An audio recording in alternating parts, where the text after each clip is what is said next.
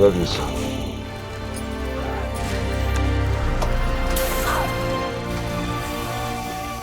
In the age when the seas swallowed Atlantis and the sons of Ares rose to power, a barbaric era quietly dawned. As mighty empires stretched across the land, a dark force emerged, the evil Acheron Empire. There, ruthless sorcerers sought the secret of resurrection. From the bones of a king, they crafted a mask infused with boundless evil. Then, using the blood of the king's daughters, he awakened the overwhelming fury lurking within the bones. The mask summoned an unknown, malevolent spirit, granting its mortal wearer godlike power. Soon, Acheron enslaved the civilized world, until only the barbarian tribes of the north dared to defy them. After a brutal war, the mask was shattered, and the once great Acheron Empire crumbled. To prevent evil from rising again, its fragments were scattered among the tribes, hidden for centuries. Yet ancient prophecy foretold that one day, a man would gather the pieces and rule the world anew. Time passed and the Hyboria Age dawned, an era of cruelty and bloodshed. At that very moment, a woman named Fiala was about to give birth on the brutal battlefield. Her husband fought on the battlefield. The man held his wife in his arms. He performed the cesarean section on Fiala himself, then placed their newborn child into her embrace.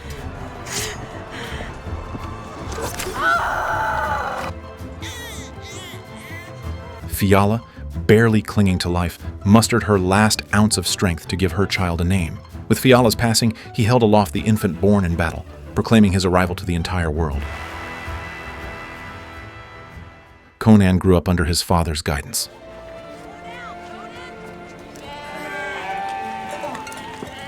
Conan is the chief of Cimmeria. In order to train the younger generation, he organized a cruel trial. He said that Cimmerian's courage needed to be tempered, neither fearing death nor foolishly rushing towards it. But to become a Hymeri warrior, one must master agility and strike a balance between speed and strength. He then announced to the crowd that the first person to carry an egg in their mouth around the hill without breaking it would win the right to duel the warrior. Well, by crom, boy, what are you waiting for? The teenagers were running in the snow, and the youngest Conan was constantly weaving in and out of the crowd.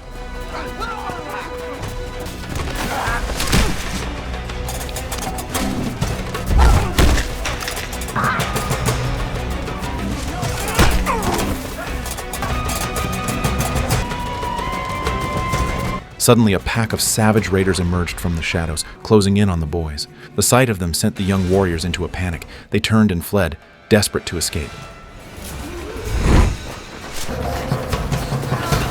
But not Conan. Even as a child, he fought with the raw ferocity of a wild beast.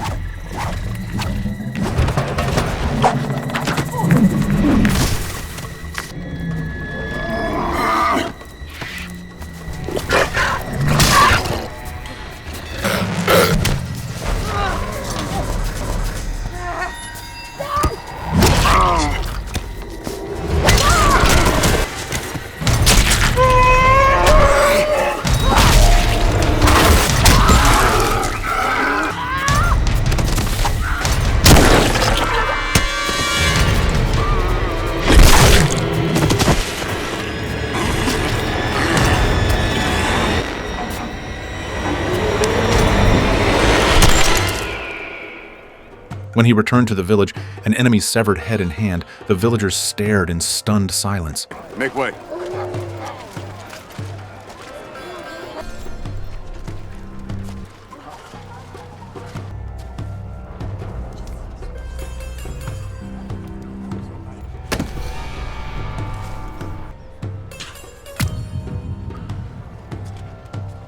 Conan saw the fire in his son's eyes. He decided then to forge Conan a sword of his own. He taught Conan that the secret of steel lies in the union of fire and ice, just as a warrior requires the fusion of strength and composure. The sword we make will be yours one day. Before you wield it, you must understand it. The sword must bend or it will break. After that, Conan began accompanying Conan in his sword practice. But in the showdown, Conan burned with fiery rage yet lacked icy composure. No!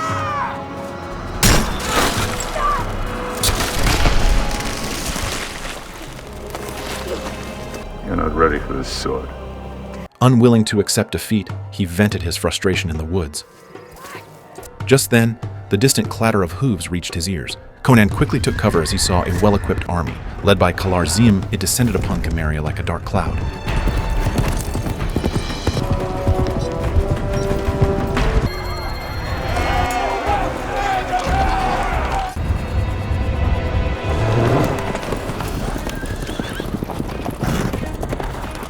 They pillaged and burned, leaving the entire tribe in utter ruin.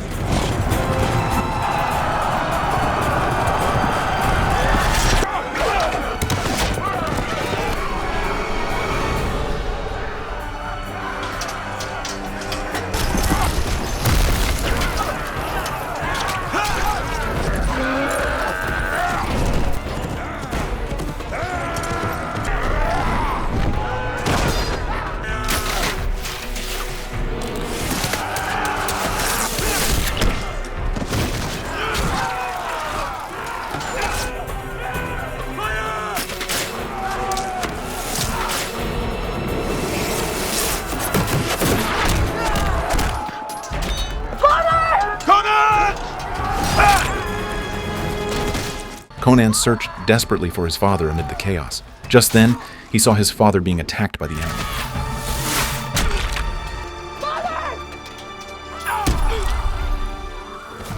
Conan hid outside the house, observing his surroundings, intending to rescue his father.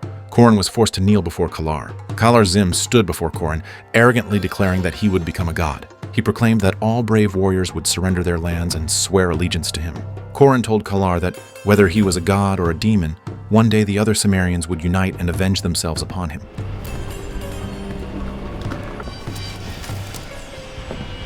Kalar, however, paid no mind. With a gesture, he signaled his men to bring forth the evil mask. It turned out that Kalar had come for the last fragment of the mask, hidden among the Cimmerians. He threatened Coran to hand over the fragment, but Coran refused to comply even at the cost of his life. Conan rushed forward and sliced off the nose of one of Kalar's men with his sword. Though Conan fought fiercely, he was still just a child and was soon overpowered by Kalar's forces.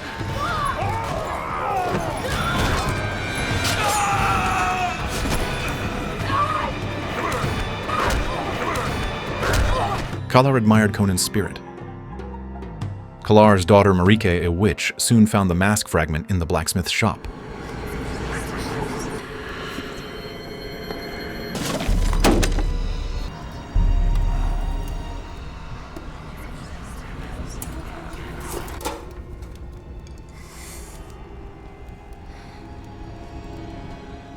Once the fragment was in hand, Kalar ordered everything to be burned to the ground. But he spared Conan's life, choosing instead to torment Coran in a way more cruel than death. He chained Coran's hands above his head, with molten iron suspended directly overhead. No! No! Father! Coran watched Conan, who was clutching the iron chain tightly. Worse than death, eh, Cimmeria? Watching your son die.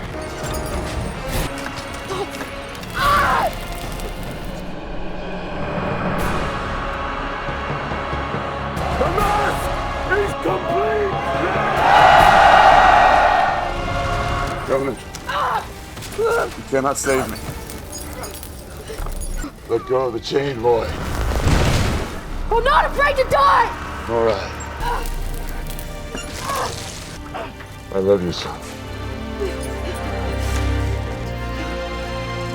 No! No! Conan could only watch as his father died before his eyes, and the fire of vengeance burned fiercely within him.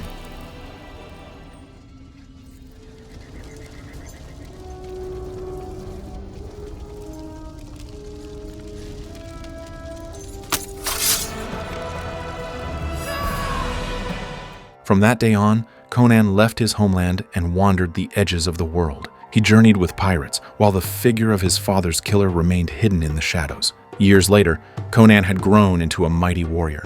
Alongside his friend Artus, he raided a slave colony, believing no one should live in chains.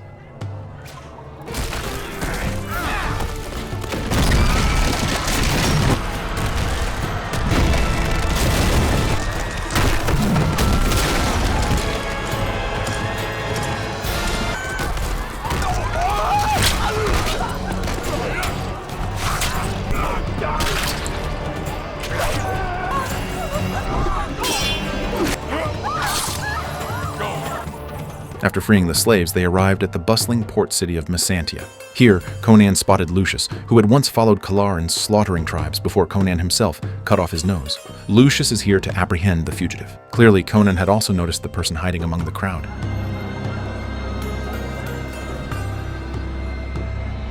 To exact revenge, Conan deliberately approached the fugitive. Soon, the commotion here caught Lucius's attention. I am your prisoner. Conan was taken away as he wished and thrown into a cell. Lucius's men stated that the captain was busy, but they would all see Lucius soon. Hearing this, Conan stood up with a smirk. The surrounding soldiers moved to stop him, but they were no match for his strength. Conan slaughtered them all, demanding to know Lucius's whereabouts.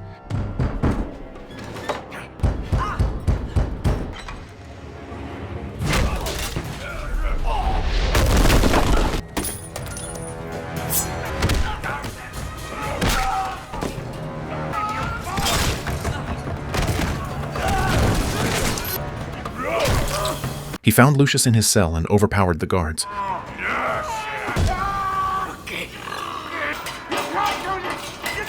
Conan pinned Lucius to a torture device and demanded to know where the man who killed his father was. Lucius revealed that Kalar was no longer just a bandit, he had become a legend, known as the Shadow Lord. Kalar and his sorceress daughter were now searching for a girl of pure bloodline. Their next target, the Shaipur Monastery. With this information, Conan shoved a key into Lucius's mouth.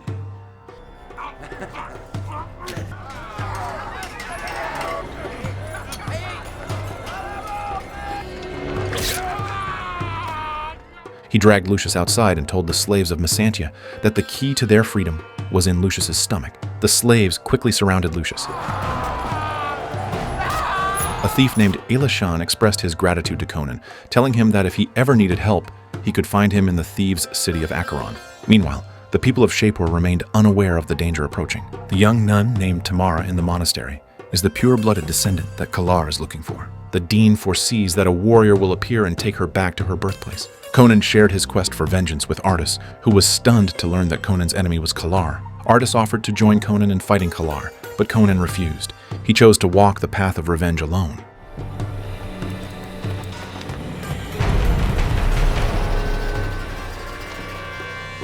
Kalar's army soon arrived at the Shaipur Monastery. Chaos erupted as everyone fled in panic.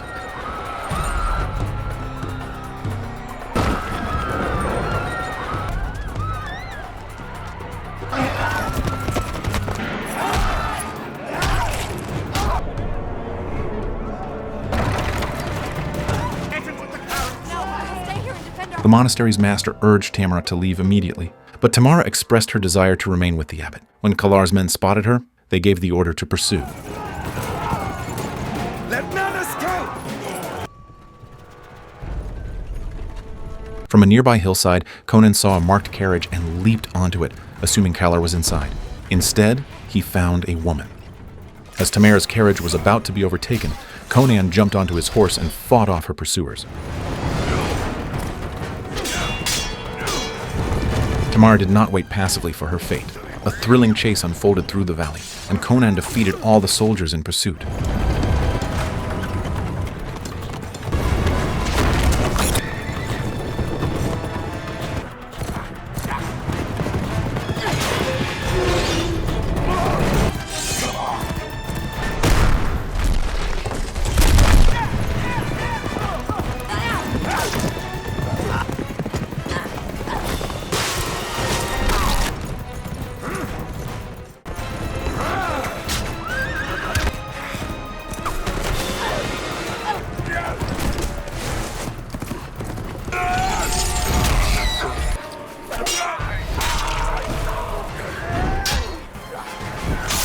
Remo questioned Conan's identity, but Conan did not answer directly. Instead, he told Remo that they should not have spared a boy when they slaughtered Cimmeria. He vowed to hunt them down to the ends of the earth, no matter the cost. Seeing the hatred in Conan's eyes, Remo simply rode away. Conan took Tamara and pursued Remo relentlessly.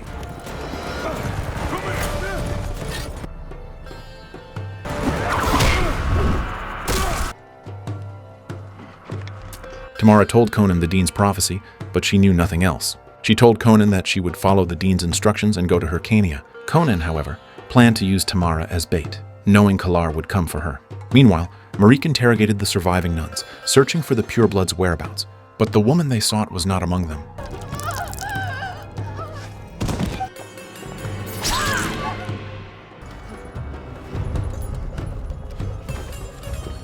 You know who I've come for.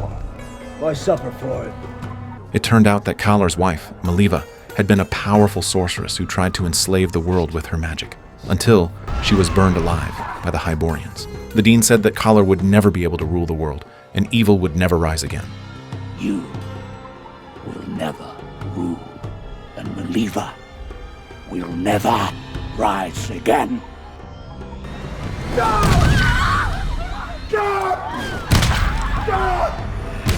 Conan, with Tamara and Remo, waited for Kalar's arrival. During the wait, Tamara confronted Conan, asking why he had saved her only to kidnap her.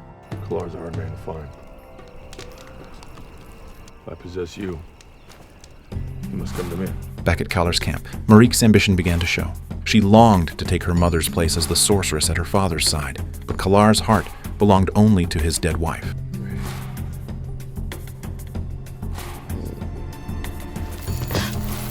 Conan confirmed with Remo that Tamara's blood was indeed the key to activating the mask. Remo revealed that Kalar had been searching for a pureblood descendant.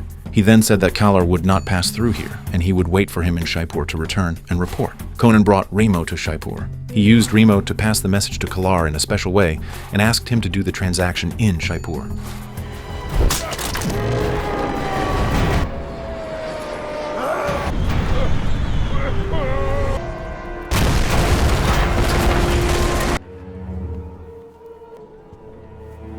On the day of the exchange, Kalar arrived as promised.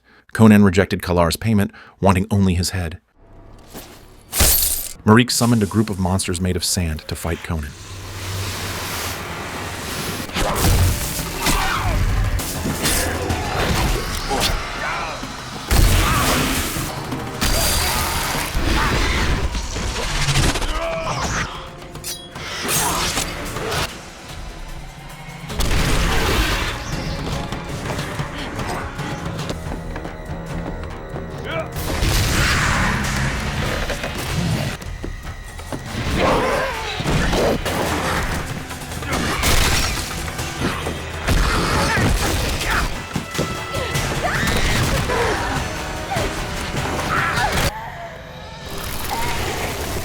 With Tamara's help, Conan defeated the Sand Beast. He then faced Kalar directly, launching a fierce attack, but he was no match for Kalar's power.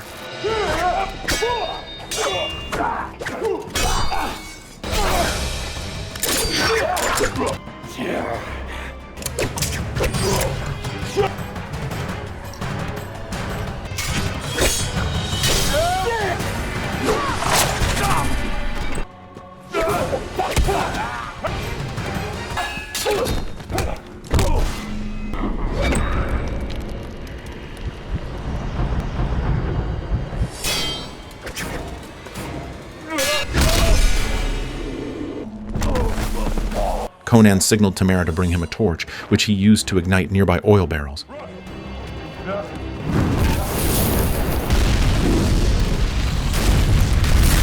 He and Tamara made their way to the shore, where they found a pirate ship. Artus arrived just in time, and the group escaped. In the ship's cabin, Conan told Artus that he had seen Kalar. Artus asked if Kalar was as formidable as the legends claimed. Conan replied that Kalar was just a man. He then said that he would go back for revenge and that he hoped Artus could send Tamara safely to Hyrcania. On the ship, a subtle change began to take place between Conan and Tamara. Artus noticed Conan's growing concern for her, while Tamara started to understand the inner struggles of the barbarian. Soon, Kalar's men caught up with their ship, and a fierce battle broke out on the deck.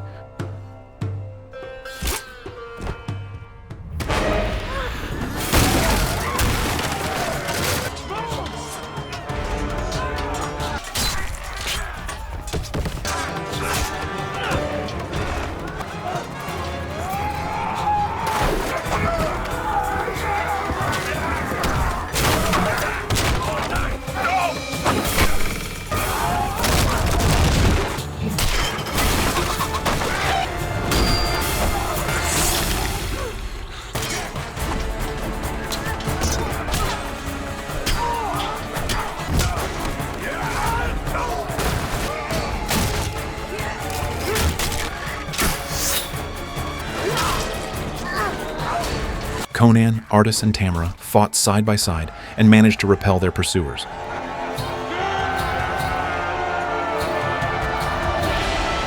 Conan decided to travel alone again. Tamara caught up with him, and the two kissed passionately before parting.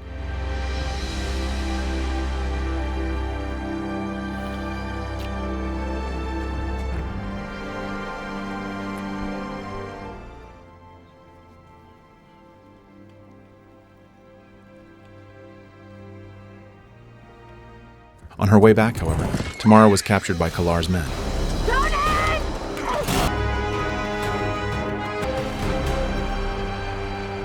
Conan arrived at the city of thieves Acheron, where he found Acheron. Acheron felt that entering the Kalar's fortress would be suicidal. But out of gratitude for Conan's past help, he agreed to assist him in infiltrating the heavily guarded Kor Kalba. Meanwhile, Marique was dressing Tamara in her mother's wedding gown. She cruelly told Tamara that her father would soon fill the mask with her blood. Kalar appeared, declaring that Tamara's death would usher in a new era for Acheron. He then begins to fantasize about dragging the world into a sea of blood with his resurrected wife. Tamara was bound to a sacrificial wheel and taken to the Skull Cave. In the castle's dungeons, Conan and Acheron discovered prisoners hanging in cages.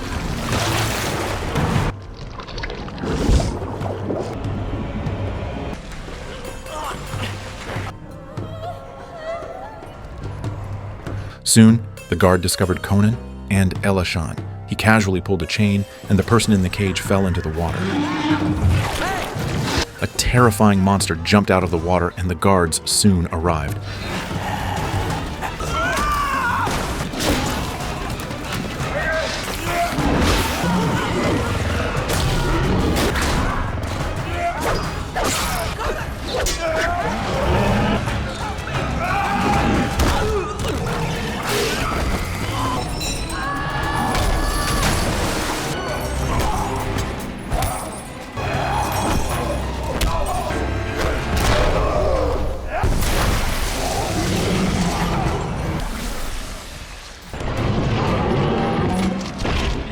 After a brutal fight, Conan and Acheron managed to escape the underground chambers. They discovered that Tamara had been taken from the castle to the Skull Cave. Conan told Acheron to leave, choosing to go to Skull Cave alone.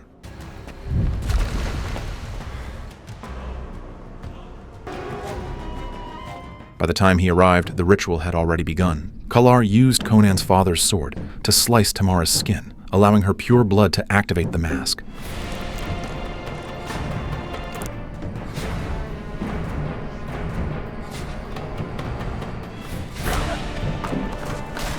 An evil force surged from it. Kalar placed the mask on his face and felt unimaginable power flood through him. At that moment, Conan appeared. He clashed with the newly empowered Kalar in a final battle. The cave began collapsing from the mask's dark energy. The ritual wheel plummeted, but jammed against the cavern wall. Conan and Kalar leapt down to continue their fight. Conan fights Kalar while rescuing Tamara.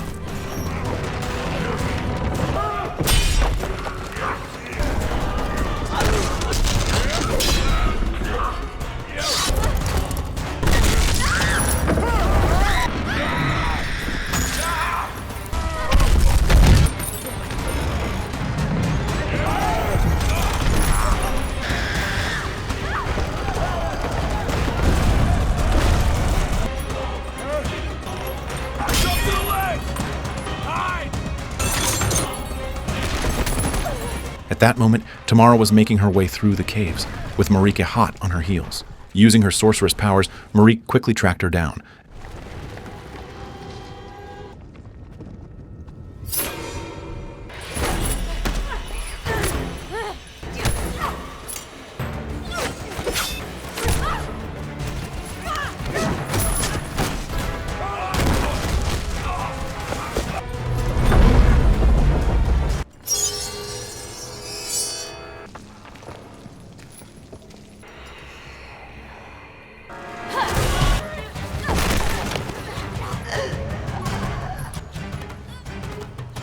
At the critical moment, Conan arrived just in time, rescuing Tamara and engaging Marique in combat.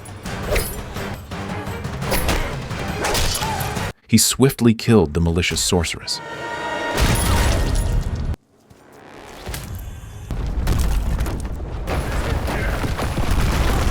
Conan then confronted Kalar once more, and the two immediately charged at each other. Conan reclaims his father's sword, stating that Kalar is unworthy to wield it.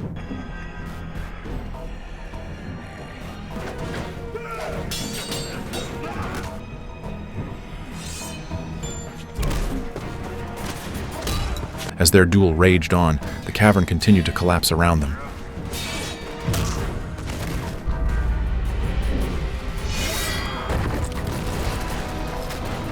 Seizing the chance, Conan grabbed Tamara and fled.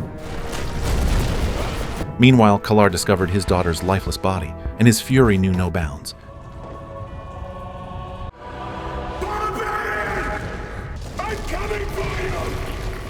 As Conan and Tamara crossed a suspension bridge, Tamara lost her footing and fell.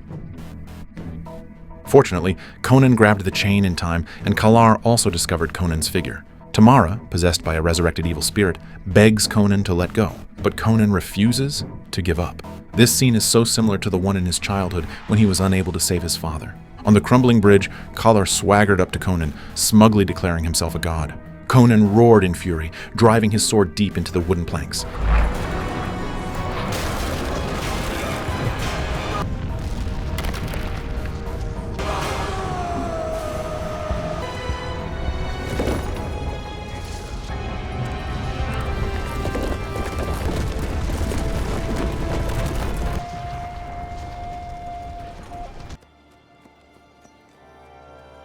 He saved Tamara and brought her back to her homeland.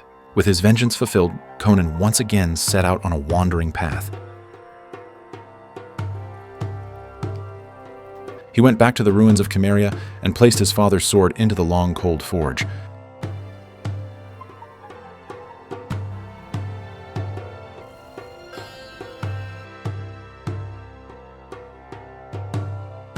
At last, the sword truly belonged to him.